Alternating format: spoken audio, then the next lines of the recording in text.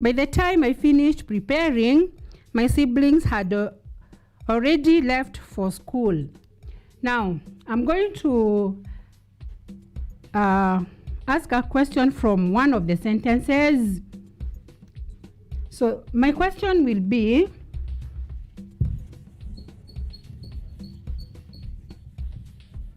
I'm writing the question here.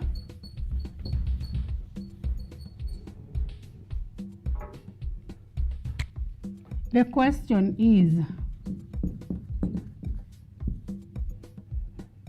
at what time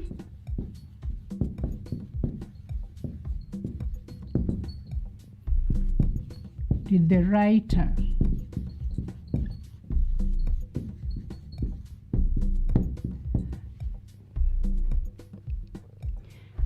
from that short paragraph of a passage, there's a question: at what time did the writer wake up? Now, from the passage that we have on the chalkboard, on the whiteboard, my mother woke up very early today. She prepared us breakfast and woke us up. I took time to wake up, so she called me a second time. By the time I finished preparing, now you don't have to go up to there because our question is based on this sentence. At what time did the writer wake up? Now, you will not get your answer from this sentence because this is the sentence where the question is based on. You will either get the answer from a sentence before this one or after this one. Now, this does not apply in all cases, but in this case, let's find out where the answer is. Now, when you are answering questions without multiple choices, because this is what you should be doing at home, you should, first of all, answer your questions in complete sentences. Now, you find that there are no choices for this question. So, you have to read again, as I have said, so that you understand. So you read again from here. My mother woke up very early today. So you find that she woke up early, but you are not given the specific time. If I may write choices here,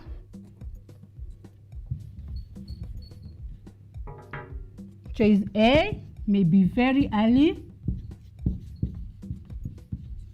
Choice B, late.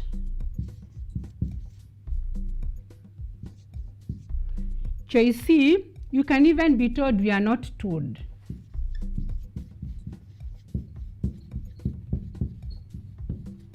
And choice D,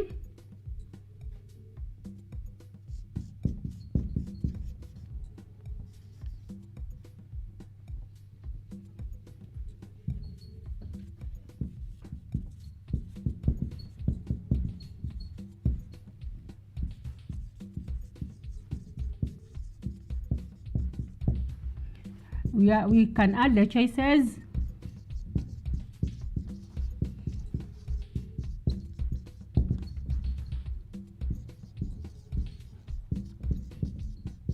And the last, we can also have another choice.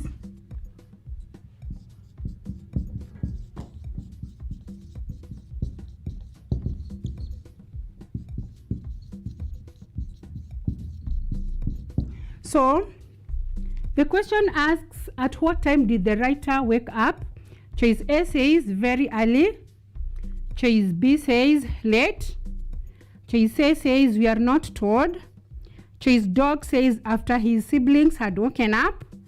And choice E says, of course, we don't have this many choices. We only have 4 choices. We only looking at how to choose the best choice or the best alternative.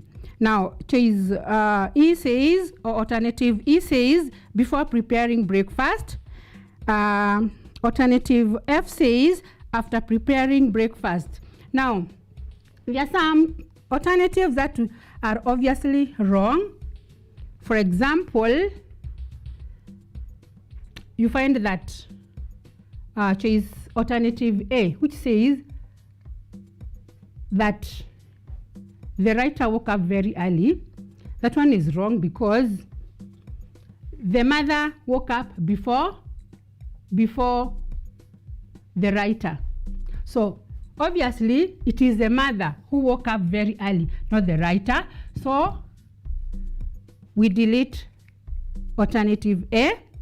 Then we move to B, because you are not very sure, as you are told. She prepared us breakfast and woke us up. I took time to wake up, so she called me a second time. So because we have not read the other choices and we have not found it wrong, we put a star. We'll visit it later. Then choice alternative cat says we are not told. Now some learners may select this alternative because obviously according to them they are not told. It is not the specific time which is being asked here, but we have words that tell us about the time that he woke up, like very early, and the preparation of breakfast here will also help us, and the going of school by the siblings will also help us to answer this question correctly. Now, so we are not told should not be an answer. That's why we have to remove it. After his siblings had woken up. So I took time to wake up, so she called me a second time. Now this one is a very confusing answer because we are not told whether all the siblings woke up before the writer. So we are not going to select this answer because from the paragraph that we have, we don't know at what time that the writer woke up. We don't know whether the other siblings also woke up before him, or one of them maybe woke up after him. But we also have to ask yourself another question. We are told, I took time to wake up, so she called me a second time. By the time I finished preparing, there's a comma there, my siblings had already left. So what does it mean? That for the others to have left before him, it means that they woke up earlier than him. So we put another star there. Now we move on to choice E, before preparing breakfast. Now that one, we get it from the first sentence, or from the second sentence. She prepared us breakfast and woke us up. So after preparing breakfast is when the mother woke the writer and the siblings up. So it is after, not before. So that one is wrong. So we delete it. Now, choice F says after preparing breakfast. This one is also confusing. So we have three confusing answers. Choice boy, choice dog, and alternative F. So it is up to the learner to find out the best alternative from the three answers. So now we are not told how late. The lateness can even be at noon. So it was still in the morning. So we are not. So this answer is vague. So we delete that answer because lateness can even be at noon, and obviously at noon is not the time that they were being waken up to go to school. So we are now left with two answers. We are left with alternative dog and alternative F. Now, after his siblings had woken up and after preparing breakfast, we go back to our question, and that's why our learners, we always advise you to read the question very many times. we go back to our question and ask yourself, at what time did the writer wake up? Underline the word time because it is key.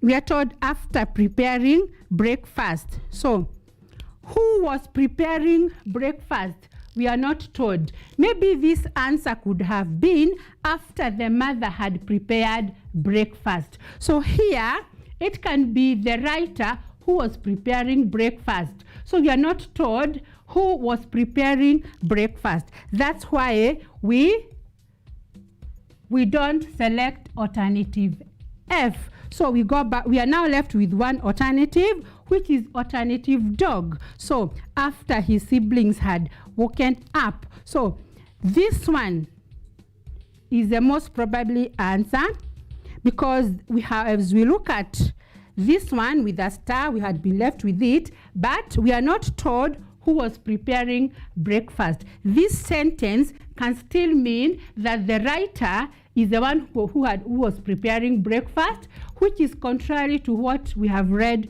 from the passage. So, as you read your passage and as you start answering your questions, you should be very keen. You can get all the answers correct in a passage and you can get all the answers wrong depending on your judgment. That's why you have to make a proper judgment when you are answering your questions, and you make sure that you have understood the questions well and the passage well. If you find that you have not understood, go back to the passage, read keenly, and remember that you are also being timed. You are timed when you are doing the exam, and even at home there you should time yourself. You should time yourself doing an English language paper from number 1 to number 50, so that you are not caught up. You are not caught up by time when you are doing your exams. Now, I have a very short passage that I can write so that we look at it. We look at the questions because some questions are not usually straightforward.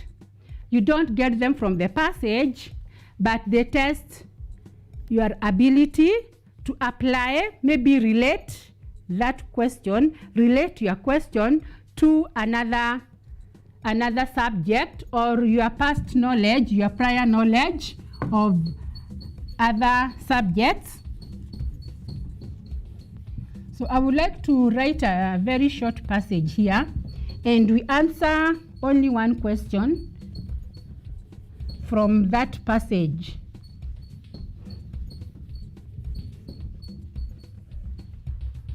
So you read as I write. It is about a river. So I'm going to read as I write from its source.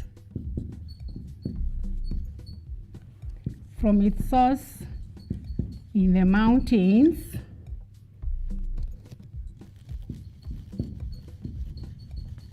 between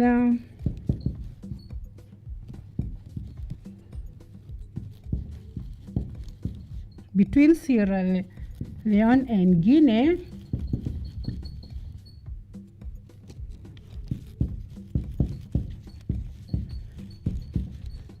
to its delta,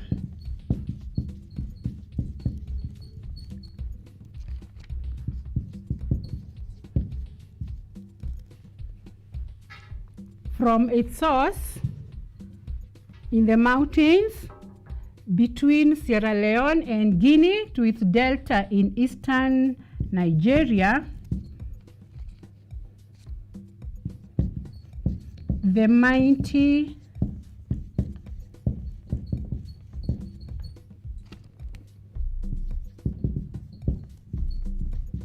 will have the mighty Niger will have traveled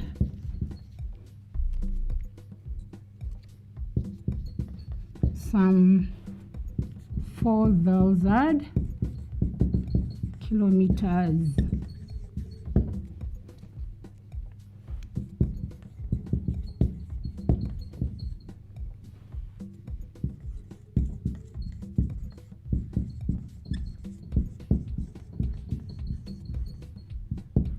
this 9-month-long journey through many countries.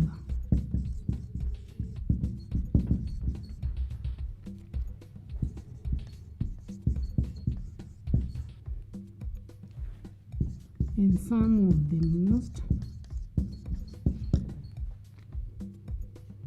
varied sceneries.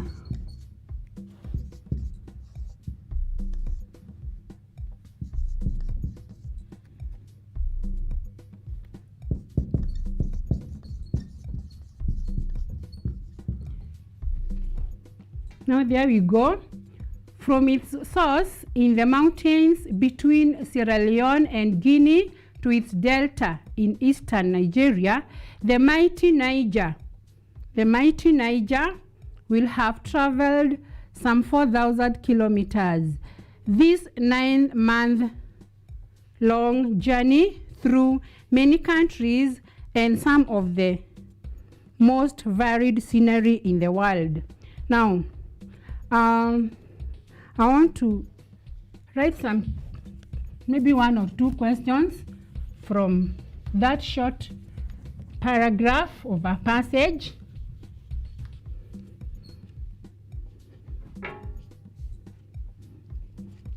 Because I would like us to look at an application questions, a question where the learner has to relate what he has read to his or her prior knowledge of other subjects.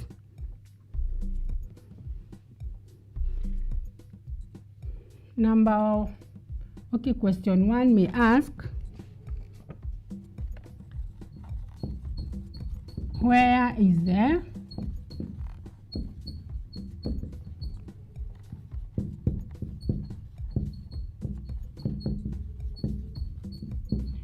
where is the mouth of the Niger?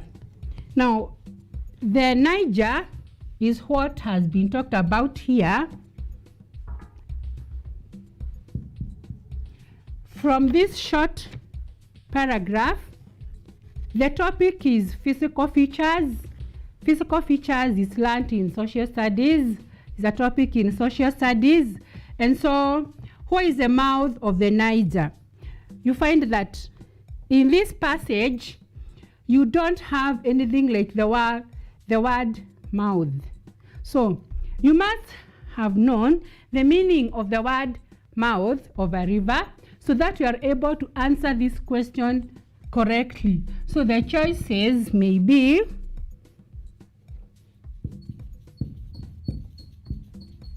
between the mountains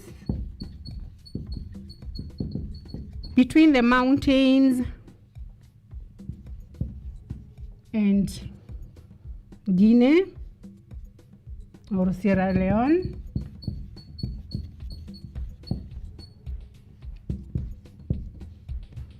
in eastern Nigeria,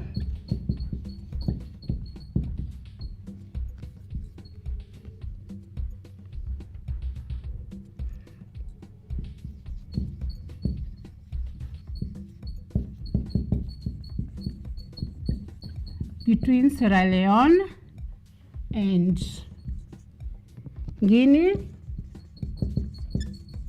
and alternative D says